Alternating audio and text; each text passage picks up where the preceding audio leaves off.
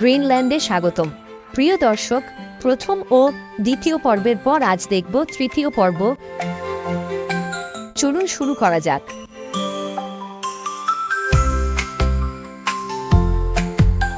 গ্রিনল্যান্ডে স্বাগতম। ইকি হিমবাহ ইলুলিসাতের প্রায় ৮০ কিলোমিটার উত্তরে অবস্থিত ইকি হিমবাহ গ্রিনল্যান্ডের এমন এক বিস্ময়কর স্থান যেখানে খুব কাছ থেকে হিমবাহ ভেঙে পড়ার দৃশ্য দেখা যায়। নিরাপদ দূরত্বে থেকেও সেই দৃশ্য এতটাই বাস্তব যে শিহরণ জাগে। ক্যালভিন গ্লেশিয়ার নামে পরিচিত ইকি হিমবাহের বরফ প্রাচীর প্রায় ৫ কিলোমিটার বিস্তৃত এবং এর উচ্চতা অনেক জায়গায় ১০০ থেকে ২০০ মিটার পর্যন্ত। এই হিমবাহে প্রায় বরফ ভেঙে পড়ে। কয়েক মিনিট পরপর কামানের গর্জনের মতো বিকট শব্দ ভেসে আসে, যা জানিয়ে দেয় আরেকটি বিশাল ধস আসছে।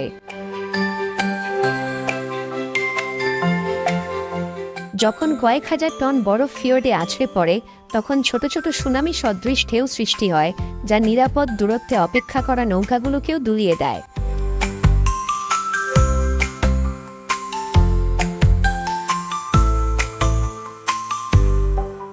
হিমবাহের পৃষ্ঠজুড়ে রয়েছে অসংখ্য গভীর ফাটল, যার কিছু এতটাই গভীর যে আলো যেন সেখানে হারিয়ে যায়। প্রতিটি ধসের পর উন্মোচিত হয় একেবারে নতুন বরফের স্তর। আজ যে বরফখণ্ডটি ভেঙে পড়ছে সেটি হয়তো হাজার হাজার বছর ধরে তুষারের চাপে ধীরে ধীরে তৈরি হয়েছিল।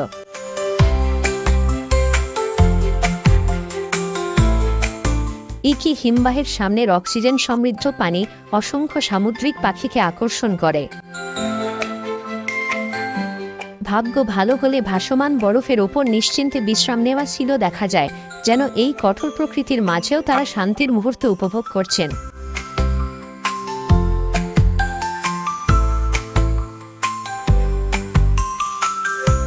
কাকরতক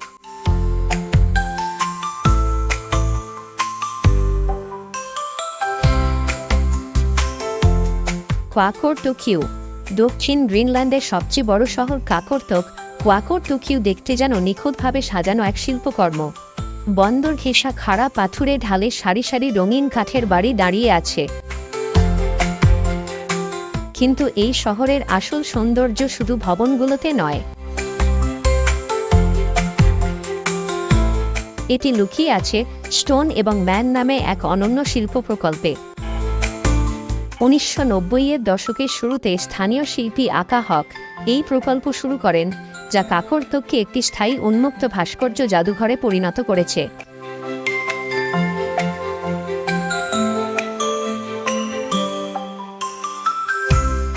এখানে আলাদা ভাস্কর্য স্থাপন করা হয়নি, বরং নর্ডিক অঞ্চলের ১৮ জনেরও বেশি শিল্পী শহরের বিভিন্ন স্থানে থাকা গ্রানাইট পাথর ও প্রাকৃতিক শিলার গায়ে সরাসরি খোদাই করেছেন। ফলে কাকরতকে হাঁটা মানেই যেন এক নীরব গুপ্তধনের সন্ধানে বের হওয়া। প্রায় ৪০টি ভাস্কর্য শহরের দৈনন্দিন জীবনের সঙ্গে মিশে আছে। কোথাও রুক্ষ পাথর থেকে ভেসে উঠেছে এক ইনুইট মানুষের মুখ, কোথাও ডাকঘরের পাশে পাথরের গায়ে খোদাই করা তিমির ছবি, আবার কোথাও শিশুদের খেলার মাঠে আর্কটিকের প্রতীক।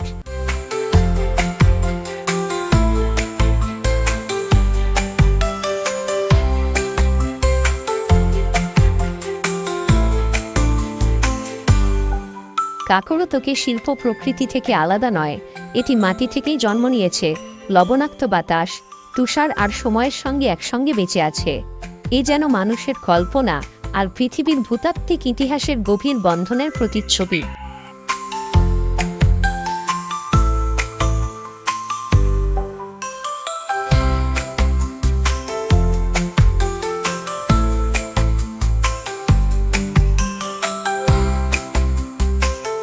হভালছি চার্চের ধ্বংসাবশেষ। একটি সবুজ উপত্যকায় ফিয়র্ডের দিকে তাকিয়ে দাঁড়িয়ে আছে হভালছি এভলছি চার্চের ধ্বংসাবশেষ, গ্রিনল্যান্ডের সবচেয়ে সংরক্ষিত মধ্যযুগীয় নর্স স্থাপনা। ১৪তম শতকে আইসল্যান্ড থেকে আসা ভাইকিং বসতিরা এই গির্জা নির্মাণ করেছিল। আজ ছাদ ও ভেতরের অংশ হারিয়ে গেলেও প্রায় ১.৫ মিটার পুরু গ্রানাইটের দেয়াল 600 বছরেরও বেশি সময় ধরে আর্কটিকের প্রকৃতিকে সহ্য করে দাঁড়িয়ে আছে। এর নির্মাণশৈলী সত্যিই বিস্ময়কর।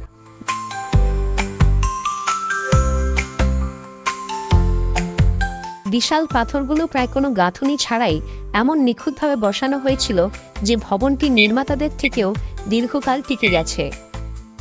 আজও খিলানযুক্ত জানালা ও প্রধান প্রবেশপথ দিয়ে নীল জলরাশি দেখা যায়, যেন মনে করিয়ে দেয় একসময় ইউরোপের ক্যাথলিক সভ্যতা ও উত্তরাঞ্চলের অভিযাত্রীরা এখান পর্যন্ত পৌঁছেছিল। এই স্থানটি ইতিহাসের অন্যতম বড় রহস্য গ্রিনল্যান্ডের নর্স জনগোষ্ঠীর অন্তর্ধানের সঙ্গে জড়িয়ে আছে।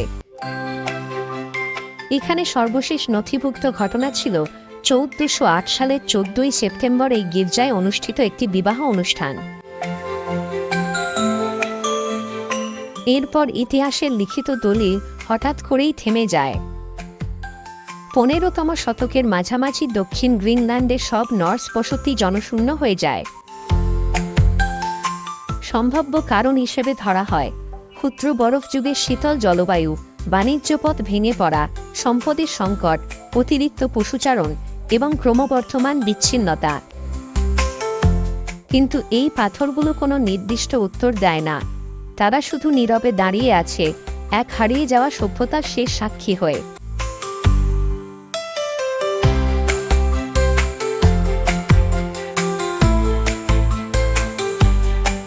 ইগালিকো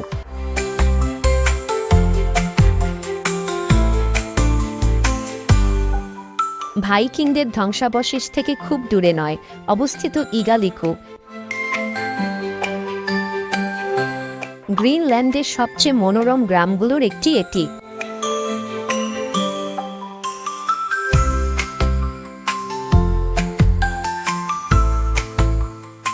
একসময় এখানেই ছিল নর্স বিশপের আসন গাদ্দার, যা ছিল ধর্মীয় ও রাজনৈতিক কেন্দ্র। আধুনিক ইতিহাস শুরু হয় 1782 সালে।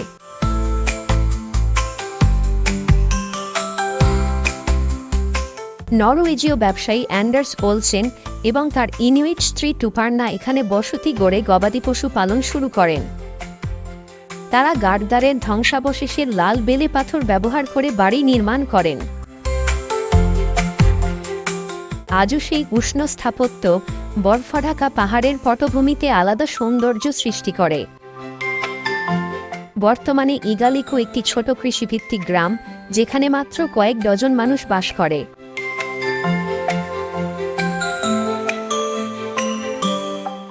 শহরে প্রবেশের কিংস রোডের দুই পাশে সবুজ মাঠ আর সাদা ভেড়ার পাল দেখা যায়। দৃশ্যটি অনেক সময় আর্কটিকের বদলে স্কটল্যান্ডের কোনো গ্রাম বলে মনে হয়।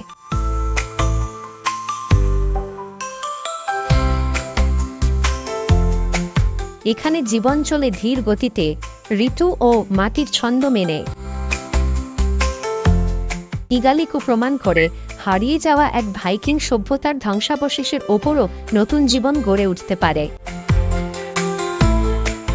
পৃথিবীর অন্যতম কঠিন পরিবেশেও মানুষ প্রকৃতির সঙ্গে মিলেমিশে সবুজের এক ছোট্ট আশ্রয় তৈরি করতে সক্ষম হয়েছে।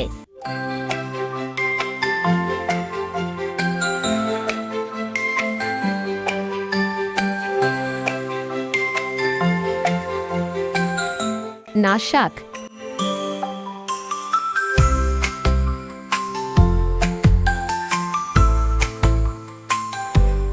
দক্ষিণ গ্রিনল্যান্ডের নাশাক শহরকে প্রায়ই উন্মুক্ত ভূতাত্ত্বিক জাদুঘর বলা হয়,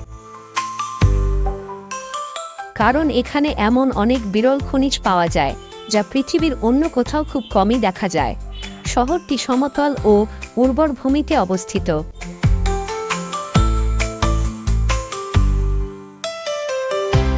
তবে এর প্রকৃত সম্পদ মাটির নিচে লুকিয়ে আছে।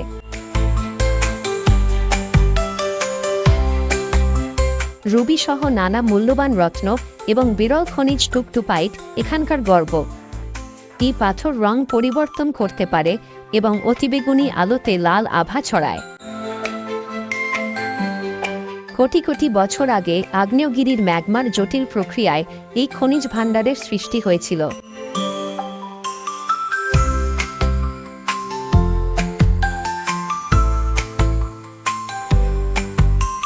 তাই নাসাক বিজ্ঞানী ও খনিজ অনুসন্ধানকারীদের কাছে সমান আকর্ষণীয়।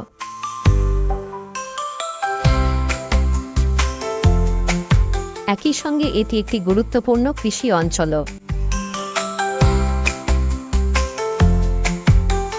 উর্বর মাটিতে ভেড়া ও গরুর খামার আর দূরে ভাসমান নীল হিমশৈল দৃশ্যটি সত্যিই অনন্য। ফিয়র্ডের ধারে রঙিন কাঠের বাড়িগুলো যেন বলে,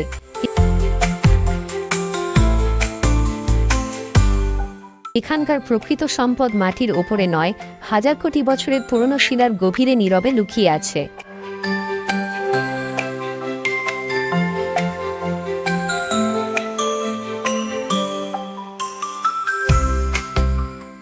তাসেরমিউথ ফিয়র্ড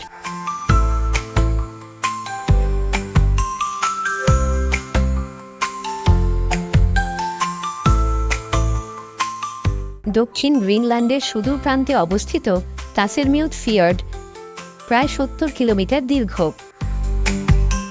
এর অসাধারণ সৌন্দর্যের কারণে পর্বতারোহী ও অভিযাত্রীরা একে প্রায় উত্তরের প্যাটাগোনিয়া বলে ডাকেন। এই ফিয়র্ডের সবচেয়ে বড় বৈশিষ্ট্য হল পানি থেকে সরাসরি 1000 মিটারেরও বেশি উচ্চতায় উঠে যাওয়া বিশাল খাড়া গ্রানাইট পাথরের টাওয়ার। কেতিল, উলামার্ত শোয়াক এবং নালুমার টোকিওয়ের মতো শৃঙ্গগুলো আকাশরেখায় তীক্ষ্ণ রেখা এঁকে মানুষের সাহস ও সামর্থ্যের সীমাকে চ্যালেঞ্জ জানায়। এখানকার গ্রানাইট অত্যন্ত কঠিন ও ঘন। কোটি কোটি বছর আগে বরফ যুগের হিমবাহ এগুলোকে মসৃণ করে দিয়েছে। ফলে সৃষ্টি হয়েছে বিশাল খাড়া পাথুরে দেয়াল, যা পৃথিবীর মুক্ত আরোহী পর্বতারোহীদের কাছে এক স্বপ্নের গন্তব্য। তাসেরমিউথ অবিশ্বাস্য রকমের নীরব। সেই নীরবতা ভাঙে শুধু উঁচু পাহাড় থেকে নেমে আসা গলিত বরফের জলপ্রপাত কিংবা স্বচ্ছ পানিতে স্যামন মাছের হঠাৎ লাফিয়ে ওঠার শব্দে। মনে হয় যেন এটি পাথর আর আবহাওয়ার শাসনে পরিচালিত এক সম্পূর্ণ ভিন্ন পৃথিবী।